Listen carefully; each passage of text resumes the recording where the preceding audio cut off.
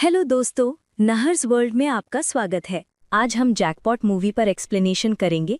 ये 2024 में रिलीज हुई थी, तो और देर न करते हुए चलिए सीधे वीडियो की ओर बढ़ते हैं। फिल्म की शुरुआत में एक आदमी को सड़क पर दौड़ते हुए दिखाया जाता है।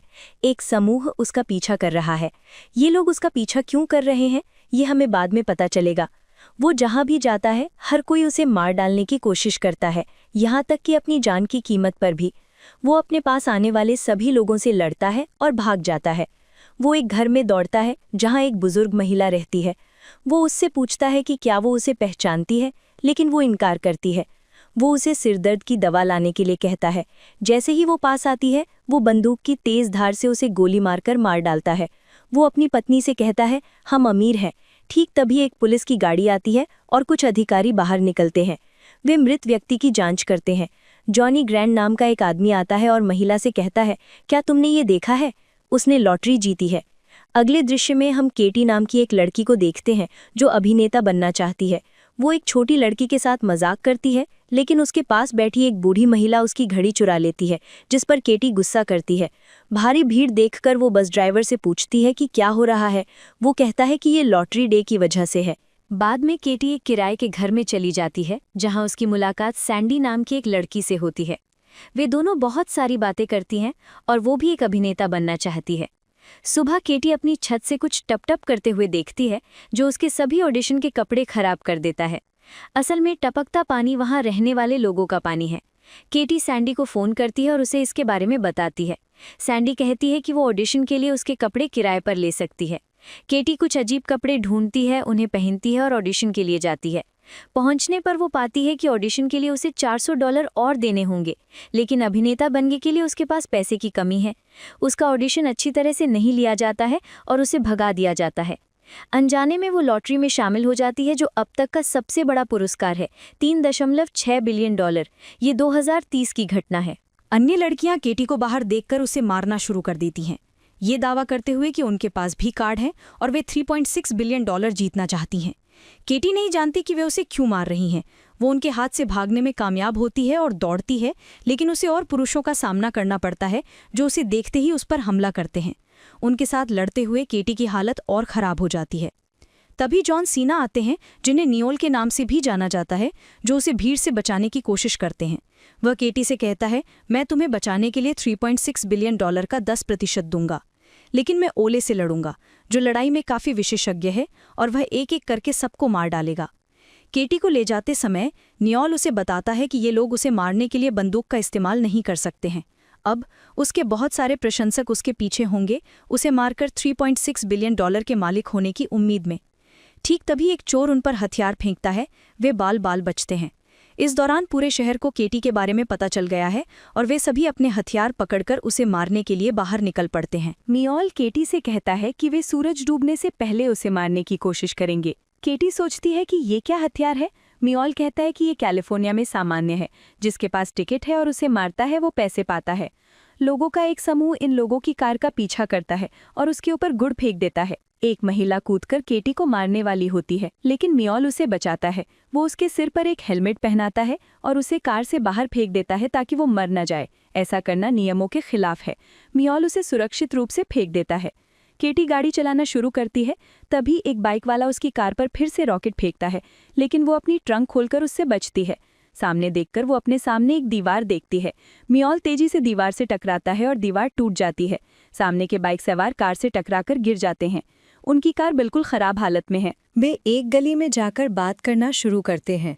मियोल कहता है कि वो हर 15 मिनट में अपने प्रशंसकों के साथ अपनी स्थिति साझा करेगा। केटी उस पर विश्वास नहीं करती है और उसे मारना शुरू कर देती है। कहती है कि उसे चले जाना चाहिए। तभी पुलिस आती है। वो सोचती है कि वे उसे बचाएंगे, लेकिन ऐसा नहीं होता है। पुलिस वाले भी इनाम के लिए केटी को पीटना शुरू कर देते हैं। मियोल केटी को बचाता है और उनके साथ मारपीट शुरू कर देता है। इस मौके का फ़ायदा उठाकर केटी भाग जाती है। वो देखती है कि बाहर एक ड्रोन उसका पीछा कर रहा है, जो हर 15 मिनट में स्कैन कर रहा है। उसकी स्थिति प्रशंसकों के साथ साझा की जाती है, इसलिए वो छिपने के लिए एक हवेली में जाती है। वहाँ का गार्ड कहता है, मैं किसी को नहीं बताऊंगा कि तुम वहाँ छिपी हो। केटी अंदर जाकर छिप जाती है, लेकिन तभी उसे उसकी रूममेट सैंडी का फ़ोन आता है। सैंडी कहती है, तुम ठीक हो? मैंने तुम्हें लॉटरी कार्ड पर देखा है। अब बताओ तुम कहाँ हो ताकि मैं तुम्हें बचाने आ सकूं। लेकिन तभी केटी बाहर के लोगों की आवाज़ सुनती है और सैंडी के अंदर माइक्रोफोन बजने की आवाज़ भी सुनती है। केटी अब जानती है कि वो भी उसे मारने आ रही है, इसलिए वो पुतलों के पीछे छिप जाती है।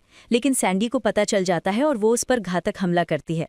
सैंडी के साथ उसका प्रेमी होता है और उन तीनों के बीच झगड़ा होता है। केटी आखिरकार उन दोनों को पीटकर भागने में कामयाब हो जाती है। लेकिन सबसे बड़ी समस्या बाहर थी, जहां बहुत सारे लोग उसे मारने के लिए तैयार थे। लेकिन मियोल केटी को बचाने के लिए एक पुलिस की गाड़ी में आया था। वो उसे एक कार में उठाकर एक आदमी के पास ले जाता है। वहां वे बहुत गंदे तरीके से आदमी को समझाते हैं और आखिरकार उसे अपना पैनिक रूम खोलकर अंदर जाने के लिए मजबूर करते हैं। इसके लिए उन्हें आदमी को बेहोश करना पड़ता है।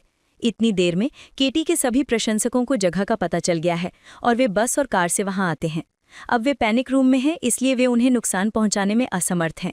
लेकिन सैंडी अपना दिमाग इस्तेमाल करती है और निवासी को एक स्विमिंग पूल में खींचकर फेंक देती है।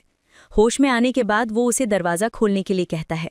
लेकिन तभी मिहोल एक सुरक्षा एजेंसी को फ़ोन करता है और सभी के फ़ोन विस्फोट करने लगते हैं, जिससे सभी घायल हो जाते हैं। मियोल मौके का फ़ायदा उठाता है और केटी को लेकर चला जाता है। उनके जाते ही लॉटरी सुरक्षा एजेंसी के लोग भी आते हैं। वे उसे अपनी कार में उठाकर लुइस के पास ले जाते हैं। लुइस, जो लॉटरी सुरक्षा एजेंसी चलाता है, कहता है, ये देखकर मैं सचमुच हैरान हूँ। मुझे आश्चर्य है कि तुम इतने लंबे समय तक जीवित रहे। लोग 10-15 मिनट में मर जाते हैं। ठीक है, तुम्हें बचाने के लिए हम तुम्हारी कीमत का 30% चार्ज करेंगे। सबसे पहले वे केटी को उसके घावों को भरने के लिए लैब में ले जाते हैं और वहाँ वे उस पर एक मास्क पहनाते हैं ताकि बाहर के लोग उसे पहचान न सकें। यहाँ मियोल केटी से कहता है, मैं पहले निजी क्षेत्र में काम करता था, जहाँ हमारी यूनिट को बुरे लोगों को पकड़ने के लिए भेजा जाता था। लेकिन बाद में पता चला कि वे बुरे लोग नहीं थे, इसीलिए मैंने नौकरी छोड़ दी। मैं किसी मिशन पर नहीं था, इसीलिए मेरी यूनिट के सभी सदस्यों को मार डाला गया था। लुई ने भी मेरे साथ काम किया था। मैं जो कमाता हूँ वे मेरी यूनिट के परिवारों को देता हूँ और ये मेरा कर्तव्य है, क्योंकि ये सब मेरी वजह से हुआ था। ये सब सुनकर केटी मियोल से बहुत प्रभावित होती है। मास्क पहनने के बाद वे केटी को बाहर ले जाते हैं। मियोल तब केटी से कहता है कि सुरक्षा एजेंसी हमें मारने के लिए ले जा रही है, क्योंकि इतनी बड़ी एजेंसी इसे ठीक से नहीं करेगी। वो आंखें नहीं खोलता, जो उसकी सुरक्षा के लिए आता है उसे ही वो मार डालता है और वे इनाम ले जाते हैं। केटी ये समझ जाती है। जब लुई इसे छीनना शुरू करता है तो केटी अपने हाथ से उसे मारती है। तब तक बहुत से लोग आ चुके होते हैं। मियोल गेट खोल देता है, सबको अंदर आने देता है। मास्क की वजह से वे केटी को पहचान नहीं पाते हैं और अंदर जाना शुरू कर देते हैं। मियोल केटी को 4 कारों में बैठने के लिए कहता है, जो ऑटो पायलट पर होती है। उसके चले जाने के बाद सुरक्षा एजेंसी केटी को नहीं ढूंढ पाती है, लेकिन वो मियोल को पकड़ लेते हैं। लुई केटी को धमकी देता है कि अगर वो वापस नहीं आती है तो उसे मार डाला जाएगा। केटी अपनी कार घुमाती है और चलना शुरू कर देती है। लुई मियोल को पकड़कर एक हॉलवे में ले जाता है, जहां केटी उसकी पुकार पर आती है।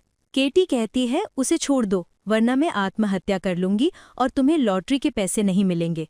मियोल केटी को रोकने की कोशिश करता है, लेकिन केटी नहीं सुनती है। लुई कहता है, ठीक है, मैं उसे कुछ नहीं करूंगा, आत्महत्या मत करो। केटी लुई के पास जाती है तो वो उसे देखती है। वो उसे लात मारती है, जिससे वो गिर जाता है। वो अपने प्रशंसकों को ये सब सीधे दिखा रही है, दावा कर रही है कि असली अपराधी लुई है, जो प्रोडक्शन एजेंसी के नाम पर लोगों को मारता है। केटी की लाइव उपस्थिति के कारण सभी प्रशंसक जानते हैं कि वो कहाँ है और वे सभी उसे मारने के लिए अपने हथियार लेकर आते हैं। केटी जब मियोल के हाथ आज़ाद करने जाती है, लुई उसका पैर पकड़कर उसे धक्का देता है। वो उसे लोहे की बंदूक से मारने की कोशिश करता है, लेकिन केटी किसी तरह खुद को बचाती है। तब तक केटी को मारना चाहने वाले प्रशंसक भी पहुंच जाते हैं। केटी को कौन मारेगा, इस पर उनमें मुकाबला चल रहा है, इसलिए वे एक दूसरे को मारना शुरू कर देते हैं। इस बीच केटी मियोल की चाबी फेंकती है, जो उसके हाथ आज़ाद कर देती है। लुई केटी के पास आता है तो वो उसे कस कर पकड़ लेती है। केटी जाने ही वाली होती है, तभी सैडी आकर कहती है, मैं ये जैकपॉट अपने हाथ से नहीं जाने दूंगी। वो एक तलवार निकालती है और उसे चाकू मारना शुरू कर देती है। इस बीच लुई और मेल मारपीट शुरू कर देते हैं। केटी सैडी के सिर पर मारती है, जिससे वो बेहोश हो जाती है। उन पर हमला करने वाले प्रशंसकों की संख्या धीरे धीरे बढ़ती है। मियोल कहता है, केवल 4 मिनट बचे हैं, उनसे बचने के लिए तुम्हें ऊपर जाना चाहिए। लुई की एजेंसी के लोग आते हैं तो मियोल उन्हें मारना शुरू कर देता है। इस मौके का फायदा उठाकर लुई केटी का पीछा करता है। मियोल भी उनके पीछे जाने की कोशिश करता है, लेकिन वहां बहुत सारे लोग उसे धक्का देकर गिरा देते हैं।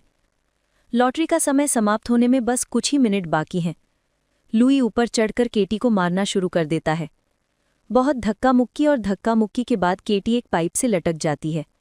लुई कहता है, जब मैं मियोल के साथ काम कर रहा था तब मैंने पैसे कमाने के लिए अपनी यूनिट को मार डाला था।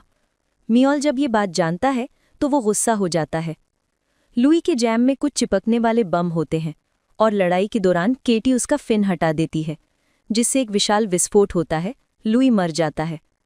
लॉटरी का समय भी खत्म हो गया है। केटी ऊपर से गिरना शुरू करती है, तभी जो लोग उसे मारने की कोशिश कर रहे थे वे उसे बचाते हैं। खैर अब समय खत्म हो गया है। केटी अपनी उंगली काट लेती है। उसी के साथ जॉनी ग्रैंड फ्राइज के पैसे लेकर वहां आता है और जश्न के साथ केटी को $3.6 बिलियन दिए जाते हैं। केटी नियोल से कहती है कि मैं तुम्हें 50 दूंगी उन परिवारों की मदद करने के लिए और मैं इससे खुश होंगी। फिर 6 महीने बाद दिखाया जाता है कि नियोल ने कहाँ एक सुरक्षा एजेंसी खोली है।